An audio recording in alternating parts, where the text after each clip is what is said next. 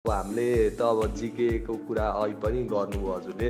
अनि जिके सम्बन्धित लगायत अरू अब जस्तै अब स्थानीय सरकार सञ्चालन यान सार्वजनिक खरिद यानदेखि लिएर अब नेपालको संविधान भाग 1 देखि 5 सम्म लगायतका यो यानहरू र अनि फरेस्ट्रीसँग रिलेटेड पनि ऐन कानुनहरू अब जिकेको चाहिँ अब ठ्याक्क अब त्यो ठ्याक्क आर्टिकलले कुन दफामा छ भनेर तोकेर नआए पनि फरेस्ट्रीको चाहिँ धेरै क्वेसनहरू अब कुन दफामा छ अथवा प्रदेश अन्त प्रदेशबाटै आउने प्रदेशबाट कुन दफामा छ भनेर आउँदो रहेछ।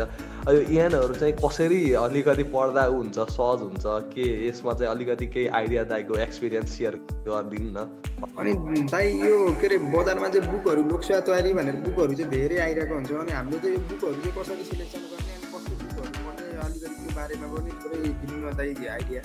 एक्जाम दिएर आउनुभएको दाइ दिदीहरूले यो सब्जेक्टिभमा चाहिँ कति लेख्ने कसरी लेख्ने भन्ने किसिमको नि अलिकति जिज्ञासा राख्नुभएको छ। यो विषयमा पनि थोरै सानो जानकारी दिन सक्नुहुन्छ गर्नुभएको छ। उहाँबाट चाहिँ नयाँ ब्याचलर जोइन गर्नुभएको भाइ बहिनीहरूबाट पनि अलिकति दाइ लोकसेवा प्रिपेरेसन कसरी गर्ने हो, आफै गर्न घरमै बसेर गर्न सकिन्छ कि सकिँदैन, अनलाइन क्लास लिनै पर्ने हो कि फिजिकल क्लासभन्दा अनलाइन क्लासमा चाहिँ लिने हो कि भनेर अलिकति धेरैजनाले भाइ बहिनीहरू अनि त्यसपछि दाइ भर्खरै पासआउट हुनुभएको दाइहरूले पनि माग अनि त्यसपछि गएर यस्तो प्रोग्राम चाहिँ राख्नु पऱ्यो भनेर भन्नेसँगै मैले चाहिँ यो साता चाहिँ हाम्रो आदरणीय दाइ कुशल श्रेष्ठ दाइ उहाँ चाहिँ वन तथा वातावरण मन्त्रालयमा चाहिँ सिंहदरबारमा चाहिँ वन अधिकृतको रूपमा कार्यरत हुनुहुन्छ। अनि त्यसपछि विनिता खड्का दिदी उहाँ चाहिँ उता रूपन्देहीमा चाहिँ रेन्जरको रूपमा कार्यरत हुनुहुन्छ। उहाँ दिदीको चाहिँ यता कर्णाली कोशी अनि त्यसपछि गएर यता बागमतीमा पनि अधिकृतमा नाम निस्किएको। साथै दिदी चाहिँ हाम्रो लागि चाहिँ एकदम प्रेरणाको स्रोत पनि हुन सक्नुहुन्छ। त्यसैले मैले चाहिँ दिदीलाई अनि दाइलाई रिक्वेस्ट गर्दाखेरि एकैचोटि फोन गरेको भरमा दाइ दिदीले चाहिँ हुन्छ राख न हामी सहयोग गर्न तयार छौँ भनेर भन्नुभयो। त्यसको लागि चाहिँ दाइ अनि दिदी दुवैजनालाई चाहिँ मैले दिदी नहुनुभयो भने दिदी दाइलाई चाहिँ एकदम धन्यवाद आभारी गर्न चाहन्छु। अनि यो प्रोग्राम सेसनमा चाहिँ जति पनि भाइ बहिनीहरूले चाहिँ जोइन गर्नुभएको छ अनि साथीहरू दाइ दिदीहरू जति पनि सबैले जोइन गर्नुभएको छ उहाँहरूको लागि चाहिँ एकदम फ्रुटफुल हुन्छ, फलदायक रहन्छ भन्ने मैले आश राखेको छु। साथै अब दाइको चाहिँ धेरै लामो कुशल दाइको चाहिँ लामो जति पनि अनलाइन क्लासमादेखि धेरै लोकसेवा तयारीको क्लासहरूमा उहाँले चाहिँ प्रिपेरेसन गराउँदै आउनुभएको छ।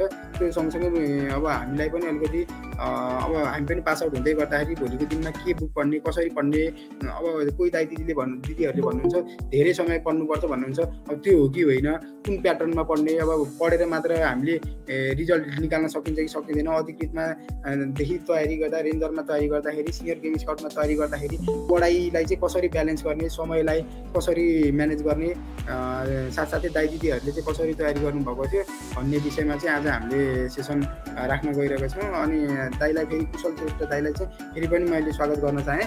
ल अब मैले चाहिँ दाइबाट नै सुरु गर्न चाहेँ, दिदी चाहिँ आउँदै हुनुहुन्छ। त्यसैले म अब यो माइक चाहिँ दाइलाई कुशल श्रेष्ठ दाइलाई हस्तान्तरण गर्न चाहन्छु।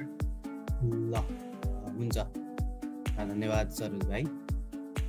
अब सरोज भाइले मेरो परिचय दिइसक्नु भएको छ। अब जति साथीहरू पछि नयाँ आउने साथीहरूलाई पनि पहिला चाहिँ म मेरो परिचयबाट सुरु गर्छु। सबैलाई नमस्ते, म कुशल श्रेष्ठ। हाल म नेपाल सरकार वन तथा वातावरण मन्त्रालय सिंहदरबार काठमाडौँमा चाहिँ वन अधिकृतको रूपमा कार्यरत छु। र अघि सरोज भाइले भनेको जस्तो मैले करिबन 2-2.5 वर्ष भयो लोकसेवा तयारी विशेष गरी अधिकृत तह रेन्जर तहमा बढी क्लासहरू लिन्छु र अहिले पनि मैले लिगि नै रहेको छु। र सरोज भाइले एप्रोच गरिसके पछाडि हुन्छ भनेर मैले स्वीकार पनि गरेँ र तपाईँहरूको समक्ष म छु। अब यो सेसनलाई चाहिँ अलिकति दोहोरो छलफलको रूपमा लैजान उपयुक्त होला मैले कोरो भनेर भन्नुभन्दा पनि अब सरोजले यहाँ भनेको केही कुराहरूलाई चाहिँ मैले क्लियर गर्छु। जस्तै कि पहिला त कति पढ्नुपर्छ अनि लोकसेवाको प्याटर्न के हो, अहिलेदेखि कसरी तयारी गर्ने भन्ने कुराहरू नै सरोज भाइले उठाएको छ। र म यसमै केन्द्रित भएर 2-3 कुरामा केन्द्रित भएर केही कुराहरू पहिला राख्छु। त्यस पछाडि तपाईँहरूको थप जिज्ञासा, केही प्रश्न, केही छलफलमा हामी जुट्न सक्छौँ। सर्वप्रथम त अब यो लोकसेवा आयोगको चाहिँ के हो भने हेर्नुहोस्, नेपालमा सरकारी जागिर खानको लागि यो लोकसेवा आयोगको चाहिँ परीक्षा पास गर्नुपर्ने हुन्छ होइन। लोकसेवा आयोगको चाहिँ नेपालको संवैधानिक आयोग हो र यो मेरिटोक्रेसीमा चाहिँ यसले एक्जाम लिनुपर्छ है। अब अब यो मेरिटोक्रेसी भनेको के त भन्दा तपाईहरु सबैजना ब्याचलर डिप्लोमा पढे पश्चात वन विज्ञानको त ज्ञाता हुनुहुन्छ तपाईहरु, तर ज्ञाता हुँदैमा त्यहाँ गएर जागिर खान पाइएन। हेर्नुस् किन त भन्दाखेरिमा लोकसेवा आयोग मेरिटोक्रेसी, तपाईहरु सबै ज्ञाता हुनुहुन्छ, ज्ञातामा पनि सबैभन्दा बढी ज्ञात भएको बढी जानेको चाहिँ कसले छ त भन्दा चाहिँ लोकसेवा आयोगले चाहिँ एक्जाम लिने गर्छ। त्यसकारणले गर्दा मेरिटोक्रेसीमा आधारित परीक्षा चाहिँ लोकसेवाको हुन्छ। तपाईले डिप्लोमामा दिएको जस्तो तपाईले अहिलेसम्म दिएको जस्तो एक्जाम कदापि चाहिँ लोकसेवाको एक्जाम हुँदैन। र एउटा कुरो दिमागमा के राख्नु पर्यो भन्दाखेरिमा लोकसेवाको एक्जाममा झुकिएर नाम निस्किँदैन। एकपटक तपाईले सिलेबस हेर्नुभयो भने र एकपटक पढ्नु भयो भने त्यो कुरा रियलाइज हुन्छ। तपाईको लोकसेवाको अघि सरोज भाइले भनेको जस्तो लोकसेवाको चाहिँ एउटा छुट्टै प्याटर्न हुन्छ। हेर्नुस् है, तपाईको एक्जाममा सोधिने प्याटर्न त्यो पहिला आउनु पर्ने हुन्छ क्या हामीले एक्जाममा नाम निकाल्नको लागि चाहिँ। तपाईको क्याम्पसमा पढेको जस्तो चाहिँ हुँदैन यो है, अलिकति लेभलै फरक हुन्छ यसको। तपाईको ब्याचलर लेभलले पुग्दैन, मास्टर्स लेभलले अलिअलि छुन्छ, तर त्यतिले मात्र पनि पुग्दैन। हेर्नुस् अझ हामी थप अध्ययन गर्नुपर्ने चाहिँ हुन्छ। अब म तपाईलाई थोरै पृष्ठभूमि बताऊँ। नेपालमा नेपाल वन सेवा है, तपाईले E.A. स्मिथिज भन्ने वैज्ञानिकको नाम पनि सुन्नुभएको होला। उहाँले गर्दाखेरिमा नेपालमा यो नेपाल वन सेवा खुल्यो। अब अहिले देश सङ्घीय संरचनामा गइसके पश्चात अहिले चाहिँ अब प्रदेशमा पनि वन सेवाहरू खुलिरहेको अवस्था छ। र केही समय अगावै जब देश सङ्घीय संरचनामा गयो र जब लोकसेवा आयोग सङ्घीय लोकसेवा आयोगमा धेरै अब हाम्रो वनको दरबन्दी चाहिँ धेरै कहाँ गयो त भन्दा तपाईँको प्रदेशमा गएको छ। अनि सङ्घीय निजामती सेवा ऐन र नियमावली नभएको अवस्था नयाँ नभएको अवस्थामा प्रदेशहरूले पनि नयाँ ऐन नियमावली नबनिरहेको अवस्थामा चाहिँ केही वर्ष 4-5 वर्ष चाहिँ त्यो नयाँ रिक्रुटमेन्ट लिने त्यो होल्ड भएको थियो। तर अहिले पछिल्लो समयमा बिस्तारै प्रदेशहरूले दिन थालेको छ है। तपाईहरुको सिलेबस पहिलाको भन्दा अहिले एकदमै फरक छ। तपाईहरुको पहिला कस्तो हुन्थ्यो भने तपाईलाई थाहा छ कि छैन, नेपाल वन सेवामा 7 वटा समूह छ है। तपाईको वन सेवा भित्र 7 वटा समूह छ। हामी 7 वटा समूहको लागि फाइट गर्न सक्छौं ब्याचलर पास भइसके पछाडि। तपाईको जनरल फरेस्ट्री भन्ने हुन्छ, national parks and wild life conservation भन्ने हुन्छ, सोइल एन्ड वाटर कन्जर्भेसन भन्ने हुन्छ हैन। त्यो विशेष 3टा। अर्को हाम्रो फरेस्ट्री छ, त्यो 4वटामा जस्तो लाग्छ हामीले फाइट गर्न मिल्ने। यो अलावा हाम्रो बोटनी भन्ने हुन्छ, जुन बोटनी पढेका साथीहरू आउनुहुन्छ। अर्को हात्तीसार भन्ने हुन्छ। र अर्को 7औं भनेको अहिले वातावरण समूहलाई पनि राखेर 7 वटा समूह छ। यो 7 वटा मध्येमा हामीले 4 वटामा फाइट गर्न सक्छौँ।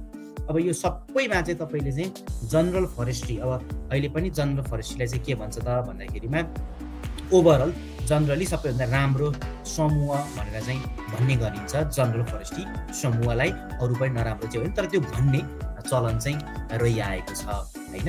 तपाईहरुले चाहिँ पहिला कस्तो हुन्थ्यो भन्दा तपाईको जनरल फरेस्ट्रीमा एक्जाम दिनको लागि चाहिँ जनरल फरेस्ट्रीका कुराहरू मात्र पढ्नु पर्थ्यो के, धेरै वाइल्ड लाइफको कुरा, धेरै सोइलको कुरा पढ्नु पर्दैन थियो। तपाई रिसर्चमा एक्जाम दिने हो भने रिसर्चका कुराहरू मात्र धेरै पढ्नु पर्थ्यो। एक्सपेरिमेन्टल डिजाइनका कुरा, स्ट्याटका कुराहरू, धेरै चाहिँ इन्भेन्टरीका कुराहरू रिसर्चमा मात्र पढ्नु पर्थ्यो। अब वाइल्ड लाइफ एक्जाम दिनु हुन्थ्यो भने प्रायः वन र वन्यजन्तुसँग सम्बन्धित मात्र प्रश्नहरू पढ्नु पर्थ्यो, अरू पढ्नु पर्दैन थियो।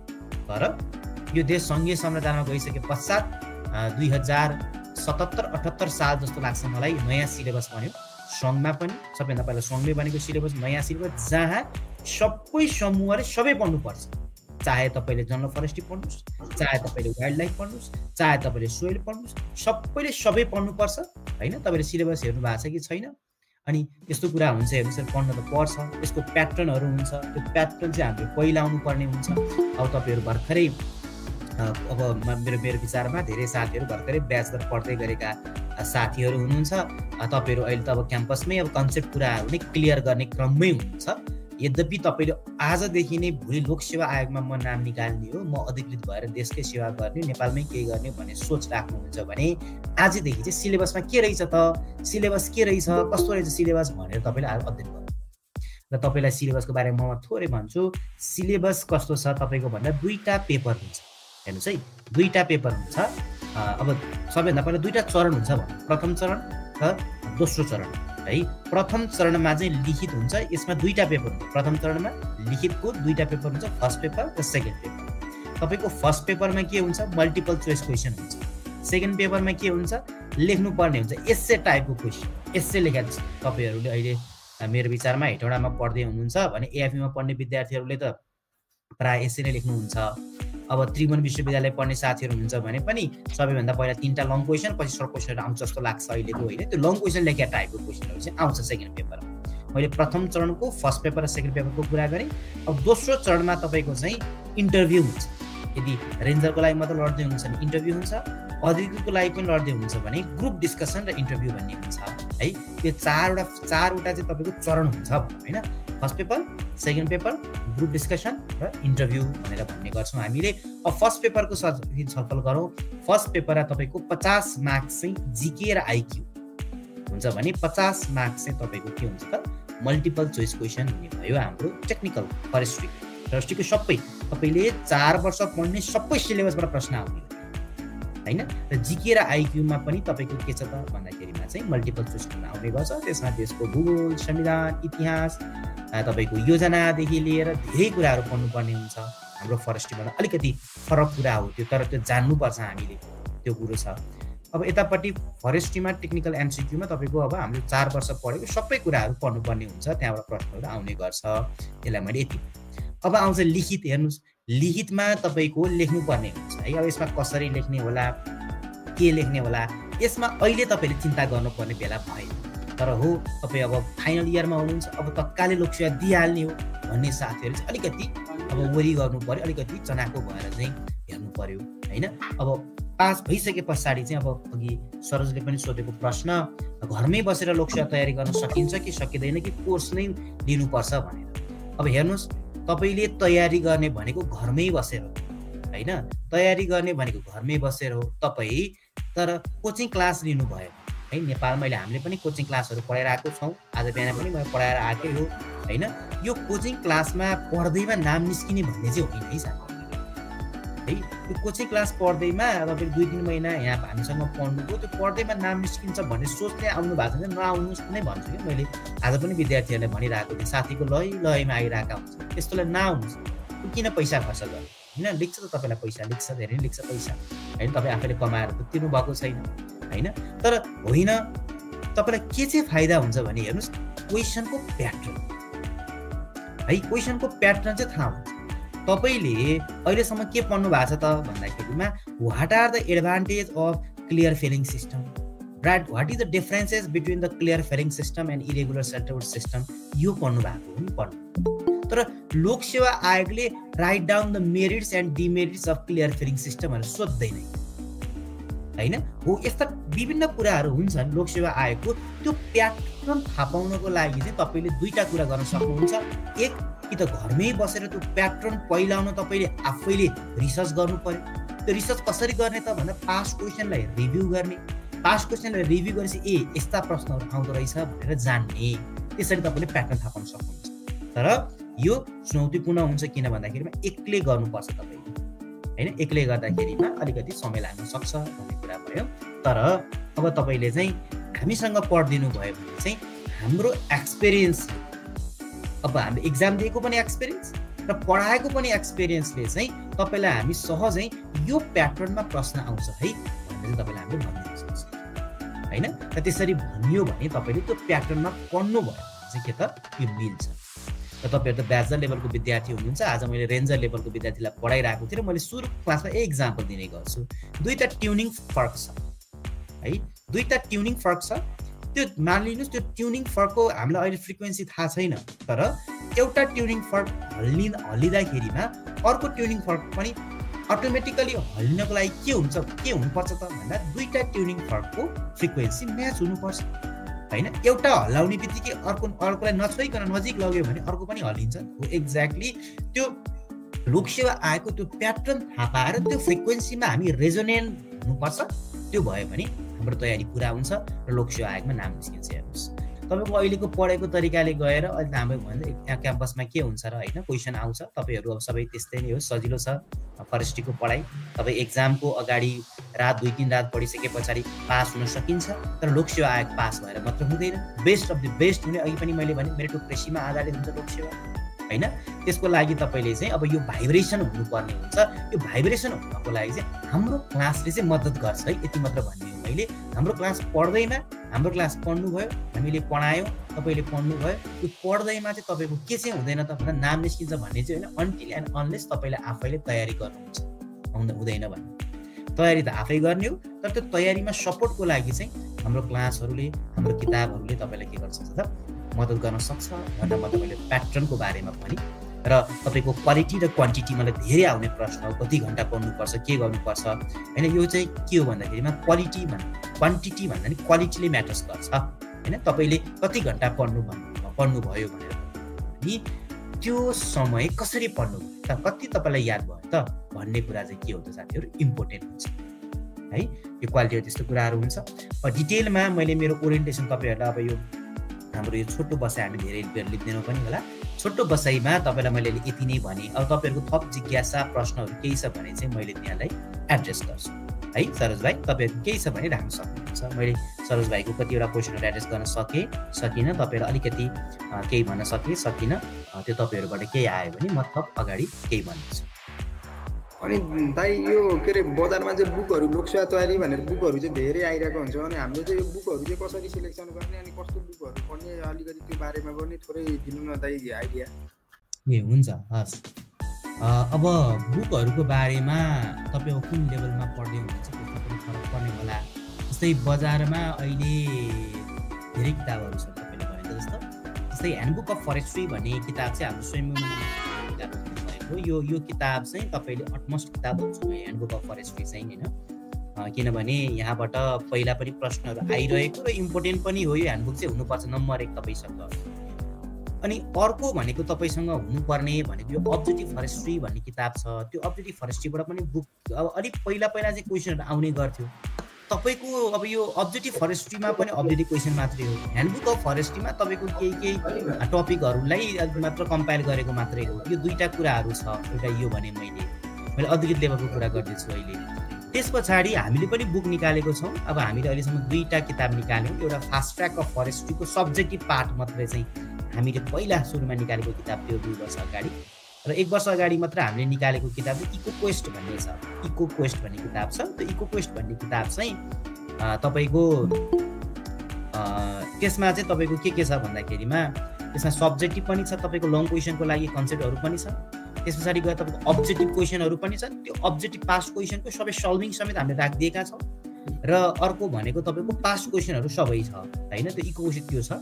अब मैले आफ्नो हाम्रो किताब किन्नु भनेर मैले भन्दा त बायस्ड हुन्छ पक्कै पनि यहाँ, तर तपाईँलाई यदि यो उपयुक्त लाग्छ भने तपाईँलाई सहयोग हुन्छ जस्तो लाग्छ भने यसलाई चाहिँ तपाईँले किन्न सक्नुहुन्छ। यो अद्वितीय लेभलमा यिनै किताबहरू हुन्, यीभन्दा बढी किताबहरू। अर्को साइनोप्सिस भन्ने किताब छ, मैले बिर्सेछु, साइनोप्सिस अफ फरेस्ट्री भन्ने किताब छ। यसमा पनि तपाईँको चाहिँ क्वेसनहरूको चाहिँ के छ त भन्दाखेरिमा चाहिँ कलेक्सन छ र त्यसको सल्भिङहरू पनि त्यसमा पनि राखिएको चाहिँ छ, राख्नु छ होइन। तपाईँले त्यो पनि रिफर गर्न सक्नुहुन्छ। अब अरू रेन्जर लेभलको तयारी गर्नुहुन्छ भने अब यो सबै रेन्जरमा काम लाग्छ। हेर्नुहोस्, इको क्वेस्ट पनि हामीले आधा पार्ट रेन्जर, आधा पार्ट चाहिँ हामीले अफिसर भनेर राखेको हो। अब त्यो पनि काम लाग्छ। इको क्वेस्ट पनि ह्यान्डबुक काम लागिहाल्छ, अब्जेक्टिभ काम लागिहाल्छ, साइनोप्सिस काम लागिहाल्छ। यो अलावा तपाईँको यो फास्ट ट्र्याक भन्ने रेन्जरको लागि छुट्टै निकालेको छ। अहिले यो रोयल रेन्जर भन्ने पनि निक्लेको रहेछ। अब यो यति नै किताबहरू हो हेर्नुहोस्, तर सबै किताब किन्नै पर्छ, सबै पढ्नै पर्छ भन्ने चाहिँ यो छैन है। सबै पढ्नै पर्छ, सबै किन्नुपर्छ भन्ने छैन। अब यसो हेर्नुहोस्, अब धेरै कुरोले तपाईँको किताब किन्ने नकिन्नेमा फरक पर्ला। अब तपाईँहरू पढ्दै गर्दा पनि यसो हेर्नुहोस्, पास्ट क्वेसन यसो हेर्नुहोस् होइन। पास्ट क्वेसन आउँदाखेरिमा कुन किताबबाट चाहिँ क्वेसनहरू आइरहेछ त्यो हेर्नु होला होइन। अब अहिले पछिल्लो समयमा हेर्नुहुन्छ भने अस्ति भर्खर गण्डकीको परीक्षा भयो, कोशीको परीक्षा भयो, इको क्वेस्टबाट पनि प्रश्नहरू फसिरहेको छ। फास्ट ट्र्याकबाट पनि फसिरहेकै हुन्छ, नफसेको भन्ने चाहिँ छैन हेर्नुहोस् होइन। तर जुन किन्दा पनि हुन्छ, तपाईँलाई कुन रिलायबल लाग्छ त होइन। अब त्यहाँ चाहिँ कस्ता मान्छेले लेखेका छन् त्यो किताबहरू, त्यसले पनि फरक पर्ला। त्यस्तै गरेर चाहिँ तपाईँको त्यहाँ चाहिँ प्राइसले फरक पर्ला। तपाईँको प्राइस बजारमा प्राइस कुनमा हाई छ, बढी छ। त्यसको कन्टेन्ट हेर्नुहोस् फेरि होइन। किताब मोटो छ भन्दैमा किन्नु भएन। अब चाहिने कन्टेन्ट राखेको छ कि छैन, किताब त पातलो रहेछ के किन्नु भनेर भन्नु पनि भएन। कन्टेन्ट कन्साइज रूपमा राखेको छ भने पनि त्यो पनि ठिक भयो। विभिन्न कुरोले चाहिँ तपाईँलाई म्याटर गर्छ। र अहिलेदेखि नै तपाईँ पढ्नुहुन्छ भने चाहिँ ह्यान्डबुक चाहिँ किन्नै पर्छ। हेर्नुहोस्, ह्यान्डबुक किन्नुहोस्। फेरि हाम्रो फरेस्ट्रीको कस्तो हुन्छ भन्दाखेरिमा फरेस्ट्री चाहिँ डाइनामिक साइन्स हिजो पढेको कुरा आज गलत छ।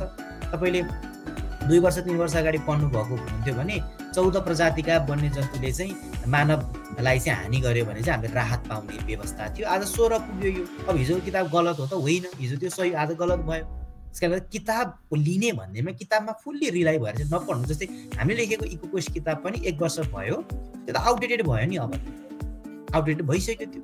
त्यसको तसर्थ एउटा किताब जुनसुकै कुरोले पनि तपाईँलाई गाइडेन्स मात्र दिने, हेर्नुहोस् नोट आफैले बनाउनुपर्छ, नोट आफैले बनाउनुपर्छ।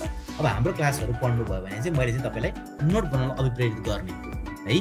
मैले यति नै भने सर यो प्रश्न। अरू कसैको केही छ भने इन्ट्रेक्सन गर्नुहोस् है। इन्ट्रेक्सन गरेर भन्नुभयो भने तपाईँहरूलाई यो आजको मेरोसँगको सेसन फलदायी होला, होइन भने त यो त एकरो हुन्छ नि है।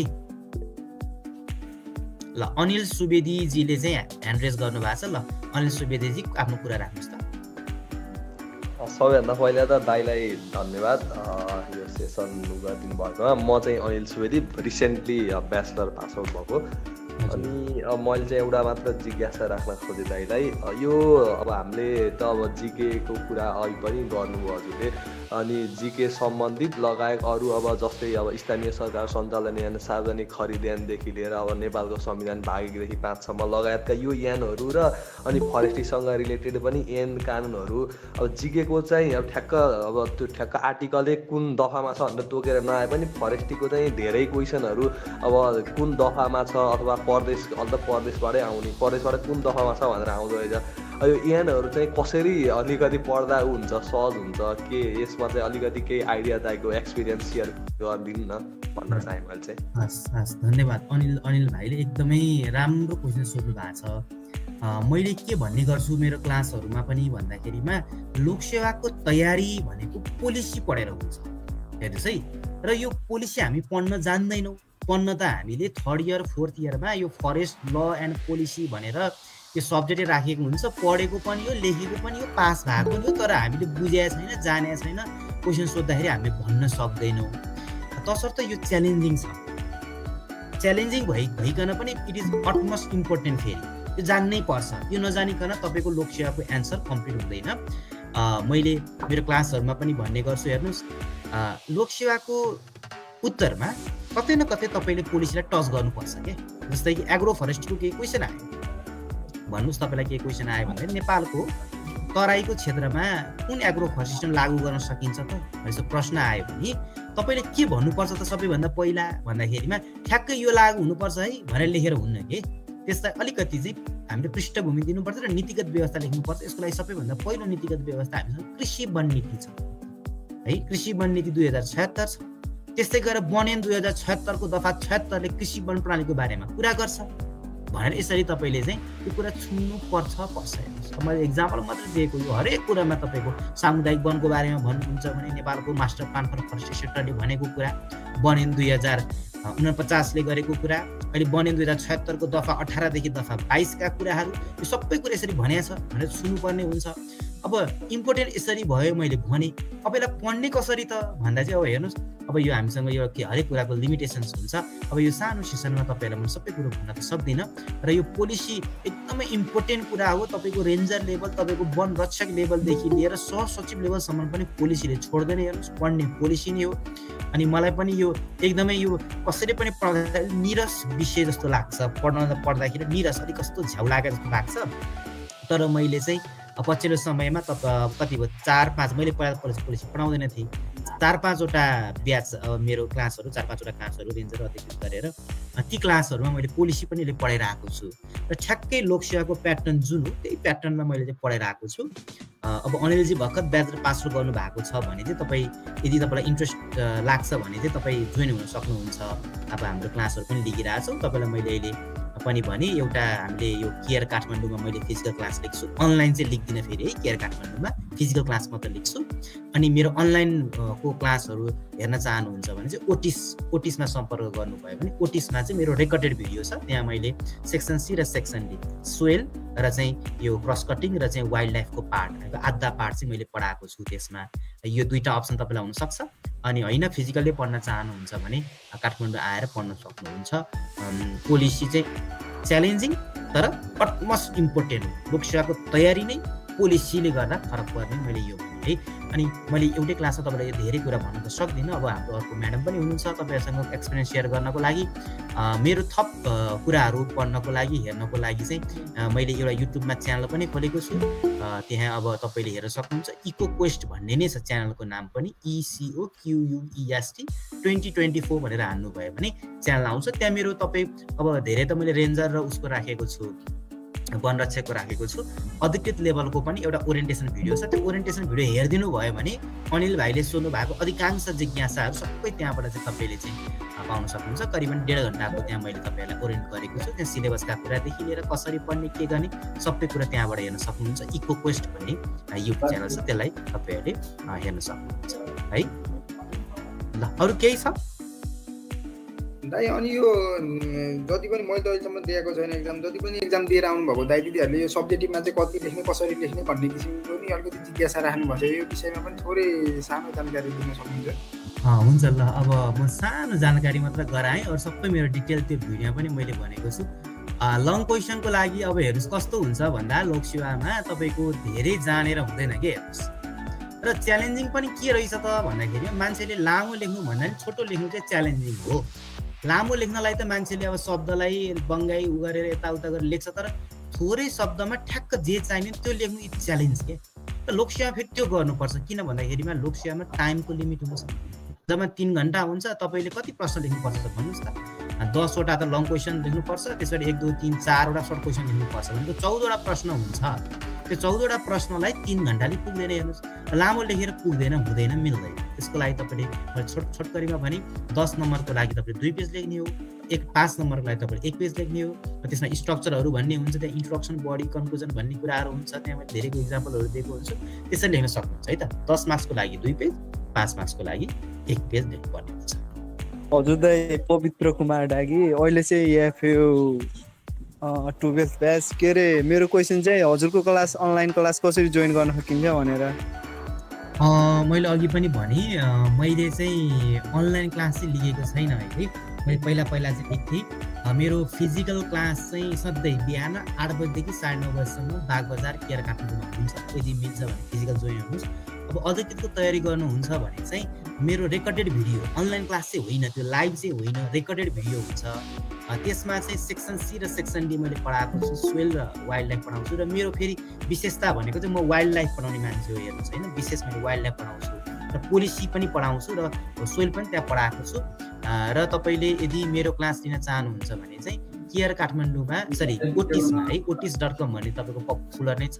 otis.com-मा तपाईँले सम्पर्क गर्नुहोस्। ओटिसमा फरेस्टिको भनेर भन्नुहोस्, उहाँले तपाईँलाई चाहिँ त्यो रेकर्डेड भिडियो चाहिँ तपाईँलाई उपलब्ध गराउनुहुन्छ। त्यहाँ तपाईँले पेमेन्ट गरिसके पछाडि तपाईँको एउटा एप डाउनलोड गर्नुपर्छ, प्ले स्टोरमा गएर सबै रेकर्डेड भिडियो तपाईँलाई तपाईँको नाम ननिस्केसम्मको लागि त्यो तपाईँलाई एभाइलेबल हुन्छ है।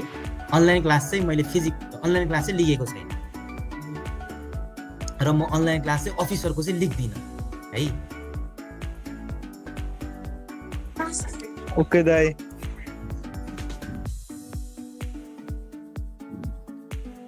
हुन्छ, तपाईँहरूको अरू केही छ जस्तो मलाई लागेन। अब ठिकै छ, तपाईँहरूलाई थप केही चाहियो भने तपाईँले अब सरोज भाइ मात्र तपाईँहरूको IFSA भन्ने रहेछ है, मलाई खुसी लाग्यो, इन्टरनेसनल फरेस्ट स्टुडेन्ट्स एलायन्स। यो हामी क्याम्पस रहँदै गर्दाखेरिमा हामीले क्याम्पस छोडिसके पछाडि भर्खरै यो पोखरा क्याम्पसबाट सुरु भएको थियो। त्यतिखेर हाम्रो पूजा बहिनीले पोखरा क्याम्पसमा सुरु गरेको जस्तो लाग्छ। अहिले हेरौँडा क्याम्पसमा पनि आइसकेको रहेछ। अब यो प्लेटफर्म भनेको तपाईँले एकअर्कालाई सहयोग गर्ने प्लेटफर्म होइन, एकले अर्कालाई नेटवर्किङ गर्ने, एकले अर्कासँग नजानेको नबुझेको कुराहरू सोध्ने र एकअर्काको करियर एडभान्समेन्ट गर्नको लागि चाहिँ यो प्लेटफर्मले सिकाउँछ। तपाईँको लिडरसिप सिकाउँछ यो प्लेटफर्मले। र यो आफैमा जसले यो संस्थालाई नेतृत्व गरिरहनु भएको छ नि, तपाईँले अहिलेदेखि लोकसेवाको इन्टरभ्यूको तयारी गरिरहेको हो बुझ्नु होला। किन भन्दा लोकसेवाको इन्टरभ्यूमा तपाईँलाई सोध्ने भनेको क्वेसन सोधिन्छ, तर यसले तपाईँलाई चाहिँ डिटरमाइन गर्दैन। त्यहाँ तपाईँको हेर्ने भनेको पर्सनालिटी हेर्ने हो, लिडरसिप हेर्ने हो, कन्फिडेन्स हेर्ने हो। यसले तपाईँलाई त्यहाँ पक्कै पनि सहयोग गर्छ। थप केही जस्तो मलाई लागेन र आज यति नै गरौँ है त सर।